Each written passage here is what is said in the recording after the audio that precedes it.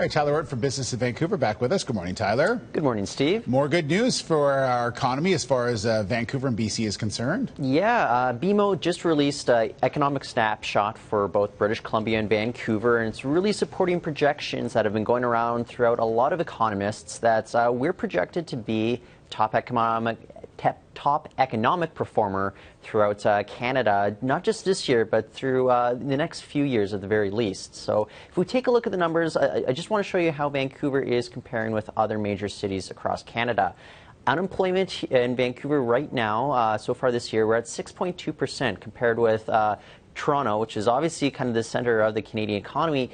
Its unemployment rate is 7.1%. Another big city, Montreal, 8.3%. So we're still not doing quite as well as Calgary, which has been affected by the fall in oil prices. They're around 5.2%, but we're still doing very well compared to the two largest metropolitan areas in Canada. And BMO projects that we're going to have another 50,000 jobs here in British Columbia. I'm not talking about Vancouver specifically, but around BC by 2017. So the key here has been our red-hot real estate markets. We've gone, by pretty well without being affected by the collapse in oil prices. But home sales year over year, as of May, they're up 24.4% in Metro Vancouver.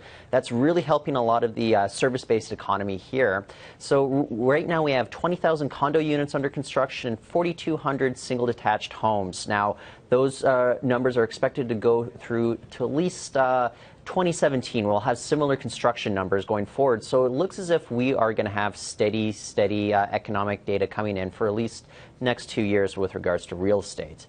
So like I said, next few years will be good. Next year, BMO projects that our GDP will expand at the highest rate in all of Canada, about 2.5%, and then unemployment in BC will fall to 5.6%. And finally, consumer prices, they've been pretty low in the last few years, about 1%, but by 2016, we're expected to see them jump by about 2.1%. So overall, this is really good economic data for British Columbia, and it's really supporting the idea that we have a very diverse economy compared with a lot of the other provinces that you see that are struggling right now.